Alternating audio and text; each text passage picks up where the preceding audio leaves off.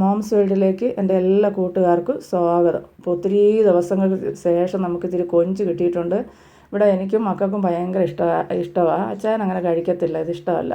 അപ്പോൾ നമുക്ക് ആദ്യം അതൊന്ന് വൃത്തിയാക്കി എടുക്കാം. അപ്പോൾ കണ്ടല്ലോ, ഇതുപോണൊക്കെ കുറേശ്ശെ ആ തോടിങ്ങനെ വാലുഭാഗത്ത് ഇങ്ങനെ മാറ്റി ആ വാലുഭാഗം എല്ലാം നീക്കിയതിന് ശേഷം ആ മുതുകിൻ്റെ ഭാഗത്ത് ഇതുപോലെ ഒന്ന് പോന്തി കൊടുത്തതിന് ശേഷം ഒരു കറുത്ത നൂല് പോണക്കുള്ള ഒരു ചെറിയ സാധനമുണ്ട്, അത് കംപ്ലീറ്റ് അങ്ങ് എടുത്ത് മാറ്റുക. അപ്പോൾ ഇതുപോലെ എല്ലാം നമുക്ക് വൃത്തിയാക്കി എടുക്കാം. അപ്പോൾ ഇതുപോലെ ഞാനൊന്ന് പുറത്ത് കടയിൽ പോയപ്പോഴാണ് ഇത് കിട്ടിയത്. ഒത്തിരി ദിവസം കൊണ്ട് ആഗ്രഹിക്കുന്ന, പക്ഷേ മോൾക്ക് ഭയങ്കര ഇഷ്ടമാണ്. എന്നും പറയാം മേടിക്കണം, പക്ഷേ കിട്ടത്തില്ലായിരുന്നു. എന്തായാലും ഇന്ന് പോയപ്പോൾ അത് കിട്ടുകയും ചെയ്തു. അപ്പോൾ നമ്മളത് മേടിച്ചു, അത് കൊണ്ടുവന്ന് രാത്രിയായി കേട്ടോ ഇതൊക്കെ വൃത്തിയാക്കി എടുത്തപ്പോഴത്തേനും. മാത്രമല്ല, ഈ കൊഞ്ച് കഴിയുമ്പോൾ ആർക്കെങ്കിലും കൈക്ക് ചൊറിച്ചലോ അങ്ങനെ എന്തെങ്കിലും പറ്റിയിട്ടുണ്ടോ? എനിക്ക് പക്ഷേ ഈ ട്രിപ്പ് അങ്ങനെ ഒന്നും, കൈയെല്ലാം അങ്ങ് ഭയങ്കരമായിട്ട് അങ്ങ് ചൊറിഞ്ഞ് തിണക്കുമായിരുന്നു. കൈക്കകം മാത്രം ആ കൊഞ്ച് എവിടെ കൊണ്ട് അതിൻ്റെ തോട് കൊണ്ട പാകമല്ല.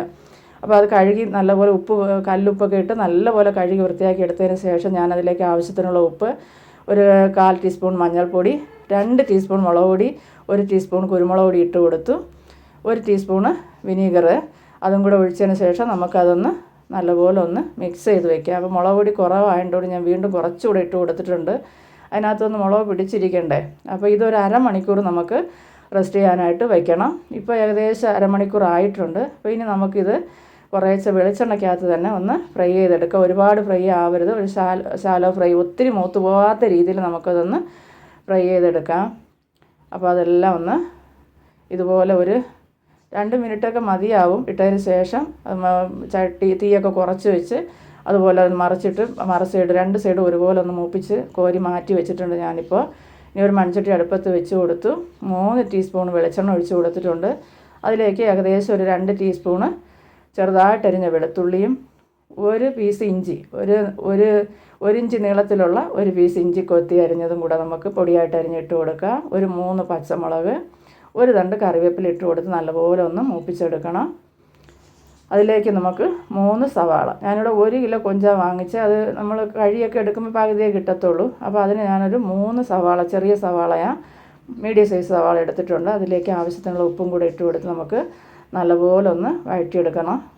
വഴന്ന് വരികയില്ല, അതിൻ്റെ കളറൊക്കെ ഒന്ന് മാറി. അപ്പോൾ ഇതാ നല്ല പരുവത്തിന് സവാള ശരിയായിട്ടുണ്ട്. അതിലേക്ക് മഞ്ഞൾപ്പൊടി, 2 ടീസ്പൂൺ മുളക് പൊടി ഇട്ടിട്ടുണ്ട്.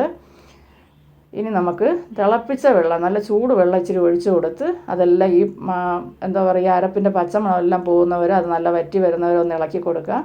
അതിലേക്ക് നമ്മൾ ഫ്രൈ ചെയ്ത് വെച്ച കൊഞ്ചിട്ട് കൊടുത്തതിന് ശേഷം 2 പീസ് തോട്ടുപുളിയും കൂടെ ഇട്ട് കൊടുത്ത് നമുക്കൊന്ന് അടച്ചു വയ്ക്കാം. അടച്ചു വെച്ച് ഒന്ന് വേവിച്ചെടുക്കുക. ഇപ്പോൾ ദാ നമ്മുടെ കൊഞ്ചൊക്കെ നല്ലപോലെ പരുവായിട്ടുണ്ട്. ഒത്തിരി വെന്ത് പോകരുത്, വെന്ത് പോയാൽ അത് റബ്ബർ ഉണക്കിരിക്കും.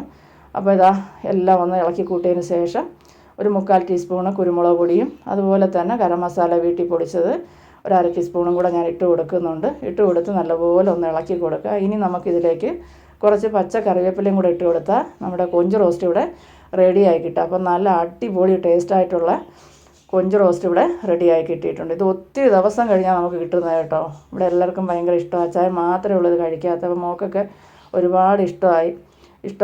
അപ്പോൾ ഒത്തിരി ദിവസത്തിന് ശേഷമുള്ള മോളുടെ ആഗ്രഹമായിരുന്നു സാധിച്ചു കിട്ടിയത്. ഒന്നീ കിട്ടത്തില്ല, അല്ലെങ്കിൽ ഭയങ്കര വിലയായിരിക്കും. എന്തായാലും രണ്ടും ഒന്ന് പോയപ്പോഴത്തേനും ഒരുപോലെ കിട്ടുകയും ചെയ്തു. അപ്പോൾ അത് മേടിച്ചു. അപ്പോൾ ഈ വീഡിയോ നിങ്ങൾക്ക് എല്ലാവർക്കും ഇഷ്ടപ്പെടുമെന്നാണ് എൻ്റെ വിശ്വാസം. പക്ഷേ എൻ്റെ ഫോൺ ഒത്തിരി പഴയതാണ്, അതുകൊണ്ട് ക്ലാരിറ്റി കുറവാണെന്ന് എനിക്കൊരു സംശയം ഇല്ലാതില്ല. അപ്പോൾ ഈ വീഡിയോ ഇഷ്ടപ്പെടുവാണെങ്കിൽ നിങ്ങളെല്ലാവരും എൻ്റെ ചാനൽ സബ്സ്ക്രൈബ് ചെയ്യാനും ലൈക്ക് ചെയ്യാനൊന്നും മറന്നു പോകല്ലേ. അപ്പോൾ ബായ്.